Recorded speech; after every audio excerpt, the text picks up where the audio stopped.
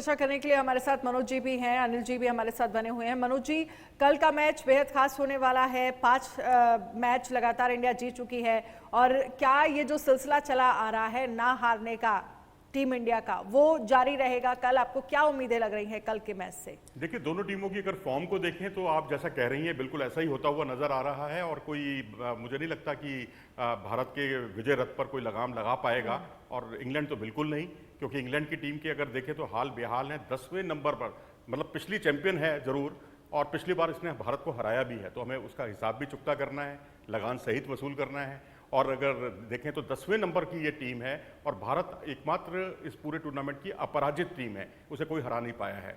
तो अब ऐसी स्थिति में अगर आप देखें तो न्यूजीलैंड का 1 विकेट ही ये ले पाती है, श्रीलंका के केवल 2 विकेट ले पाती है, आउट कर पाती है। उसके अलावा 2 टीमों के खिलाफ, श्रीलंका और साउथ अफ्रीका के खिलाफ, ये टीम जो है 200 पौने 200 रन भी नहीं बना पाती। तो जो जितने हाल बेहाल हैं इस टीम के, उसकी समस्याएं लगातार बढ़ रही हैं। और अगर उनका टॉप ऑर्डर देखें, टॉप 6 बल्लेबाज देखें, हालांकि 4 प्लेयर उस पर वो भी हैं जो पिछली जो वर्ल्ड कप विनिंग टीम के सदस्य रहे हैं, लेकिन सिवाय एक पारी के कोई भी अच्छा या बड़ी पारी खेल ही नहीं पाया। तो ऐसी स्थिति में मुझे लगता है भारत के लिए एक सुनहरा मौका होगा कि ना सिर्फ वो उसको हराए बल्कि अपनी रन रेट को और बेहतर करे, जो इस समय साउथ अफ्रीका से भारत रन रेट के मामले में पिछड़ गया है। रन रेट को बेहतर करे। अनिल, आपको क्या लग रहा है? कल एक तो साउथ अफ्रीका जो है वो टॉप 1 पर पहुंच गई है, रन रेट बेहतर करना, और दूसरा कल के मैच को आप कैसे देख रहे हैं? इकाना स्टेडियम में ये मैच होगा, लखनऊ में मैच खेला जाएगा, कैसे देखते हैं आप वहां की पिच को? और क्योंकि कहा जाता है कि बहुत बड़ा मैदान है। बिल्कुल, देखिए पिछला मैच जो है इसी मैदान पर नीदरलैंड्स और श्रीलंका के बीच हुआ था। 262 रन जो है नीदरलैंड्स की टीम ने स्कोर बोर्ड पर लगाए थे। और मुझे लगता है कि कल जो मैच होने वाला है, इंग्लैंड की टीम का जो इस विश्व कप में प्रदर्शन रहा है वो निराशाजनक है। भारत की नज़र से देखा जाए तो बेहद आसान मुकाबला मुझे लग रहा है।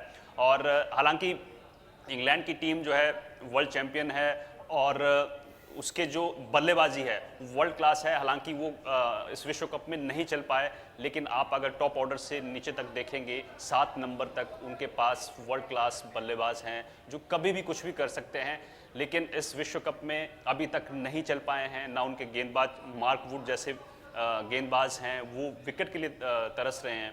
हाँ, आपको जो आदिल राशिद हैं आपके पास, उनसे थोड़ा सा आपको बचकर खेलना होगा, स्पिनर हैं। और जो लखनऊ की पिच है मतलब जो स्पिनर्स हैं उनके लिए भी फ़ायदा करती है, जो तेज़ गेंदबाज हैं उनके लिए भी अच्छी पिच मानी जाती है। तो 250 से 300 के बीच अगर स्कोर रहता है तो वो मुझे लगता है कि अगर इंग्लैंड इतना स्कोर कर देती है भारत के खिलाफ तो भारत आसानी से इस मैच को जीत जाता है। अगर भारत पहले खेलता है तो हो सकता है कि भारत के जो बल्लेबाज हैं वो लय में हैं। और मनोज जोशी जी ने एक बात अच्छी कही कि न्यूजीलैंड, ऑस्ट्रेलिया जैसे टीमों के गेंदबाज जो हैं वो विकेट नहीं ले पा रहे हैं, लेकिन भारत के साथ अच्छी बात यह है कि उनके गेंदबाज विकेट ले रहे हैं, बल्लेबाजी अच्छी कर रहे हैं बल्लेबाज, और मध्यम क्रम आपका चल रहा है। तो भारत के हिसाब से देखा जाए तो बिना रुके बिना हारे वो आगे बढ़ रहे हैं और उनका विजय रथ जो है कल लखनऊ में भी रुकने वाला नहीं है। बिल्कुल मनोज जी, अनिल जी भी यही कह रहे हैं कि विजय रथ अभी फिलहाल रुकने वाला नहीं है भारत का।